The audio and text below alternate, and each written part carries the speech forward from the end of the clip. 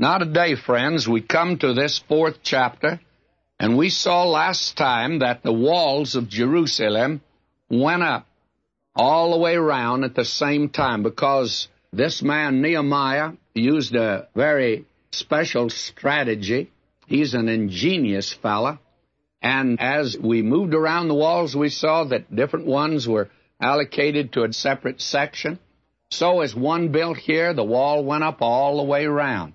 And we are told that it got about halfway up. The enemy saw that they could not use the weapon of the enemy, which is laughter, laugh at you first, then ridicule you openly before others.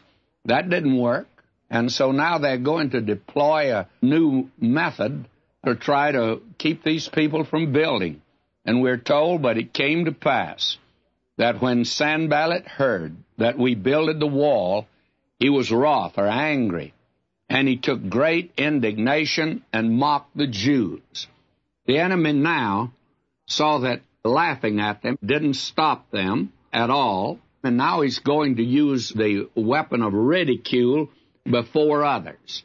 And they mocked the Jews. And the very interesting thing here is that the thing that he's mocking is that which was precious to God, but it's despised by Sanballat. And they began now to ridicule him before others. And notice what they did. He spake before his brethren and the army of Samaria and said, What do these feeble Jews? Will they fortify themselves? Will they sacrifice? Will they make an end in a day? Will they revive the stones out of the heaps of the rubbish which are burned? Now, these questions which he asked were pertinent questions, and they were questions that even the children of Israel were asking themselves. They wondered if they'd be able to complete this task. Now, they use this as a weapon of ridicule, and this is the method that the enemy will use. Now, what is it that this man's going to do? Well, after they asked the questions, why, another one of the enemy, Tobiah the Ammonite, was with him. He's a wisecracker, and he comes through with a little sarcastic remark. Has a touch of humor in it, by the way.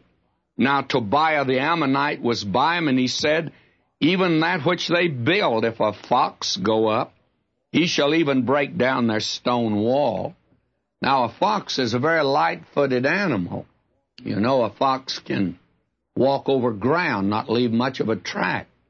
A fox can run on a wall, not disturb a thing on it.